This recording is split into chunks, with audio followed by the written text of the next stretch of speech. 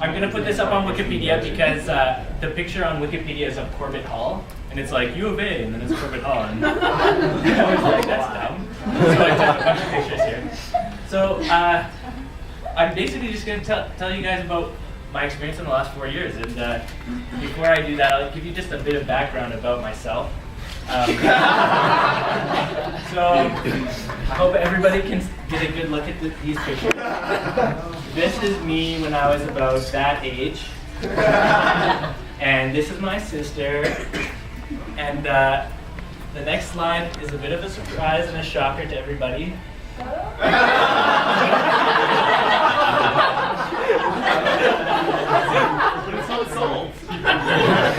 I couldn't even manipulate anything.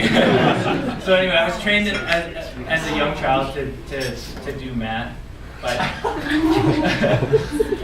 solve things. But anyway, so I didn't discover this until I was going through my baby pictures preparing for this kind of presentation, and I emailed this to my family, and like they had totally obviously forgotten about this.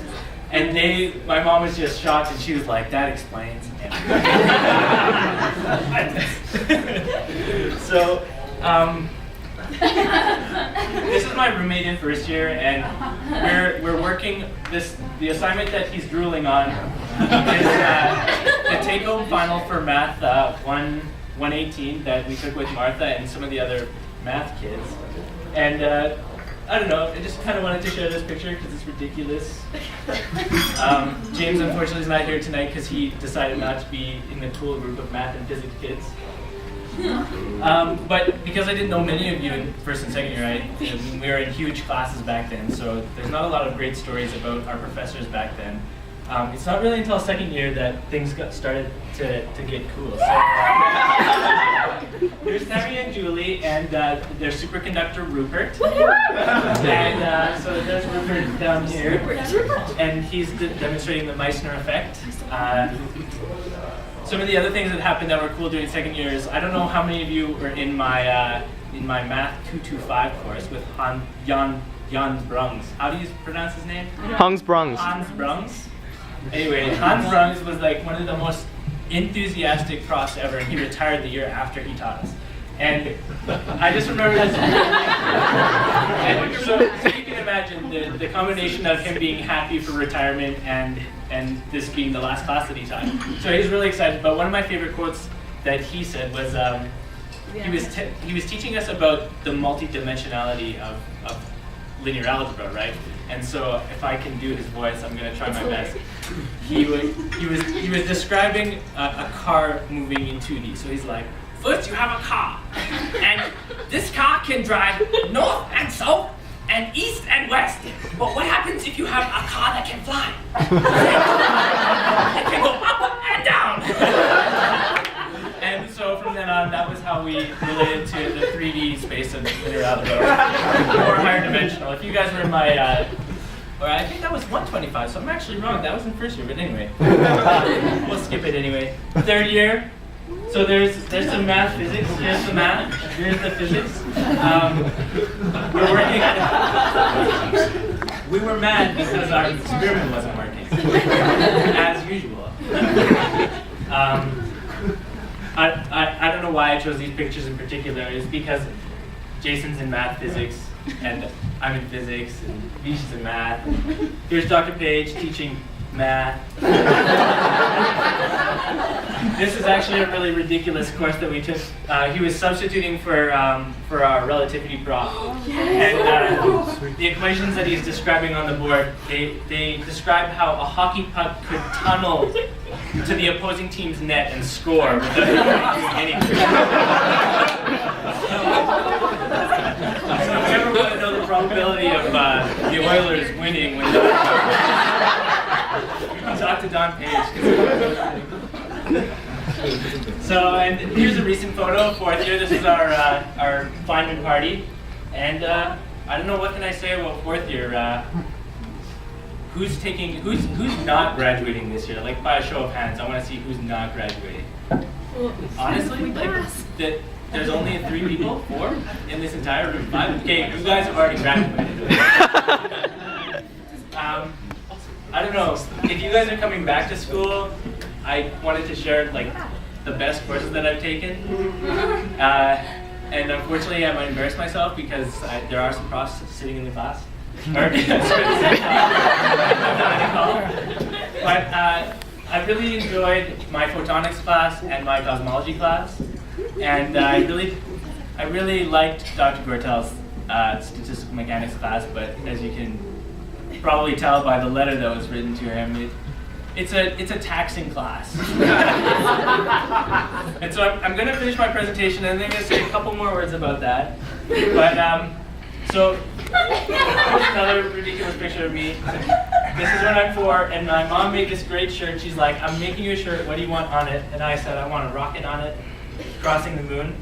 And so, just so that you guys know, it's kind of a plug for the Canadian Space Association. They're taking applications for astronauts.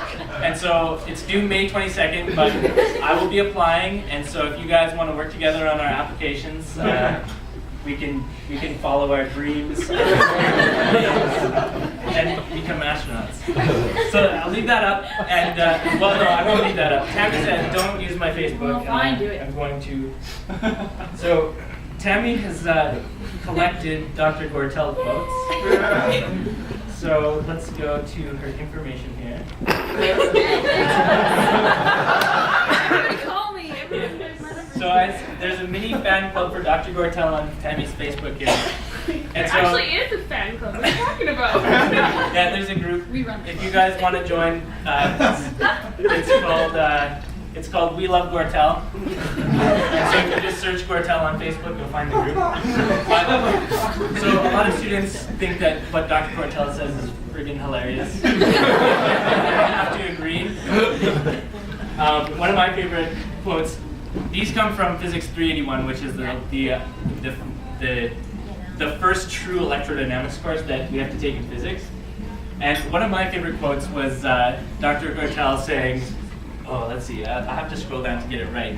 But he said, let's see, we'll have to get you to say it. I don't remember.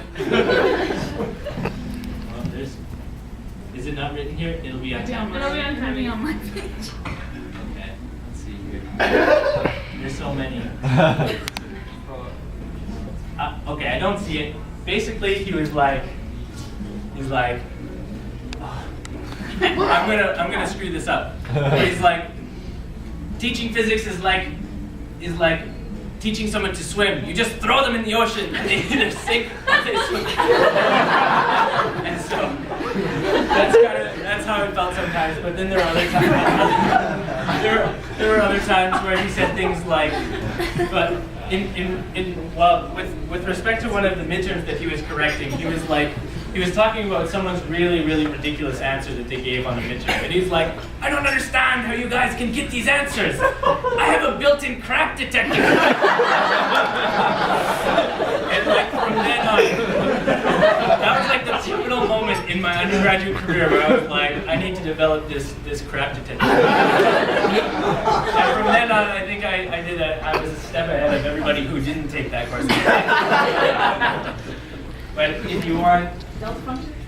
Oh, the delta function one? Yeah, this was funny. He said this was an 8 a.m. class again in electrodynamics. And he's like, okay, everybody, what is the integral of the delta function? And as the students said 8 a.m., we were all like, and he threatened to jump out the window. He's like, what do you want? Do you want me to jump out the window?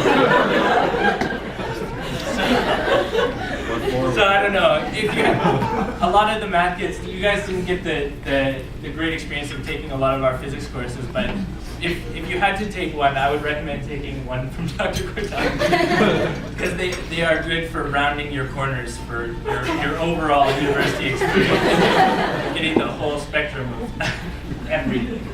So I hope that you guys enjoy my presentation.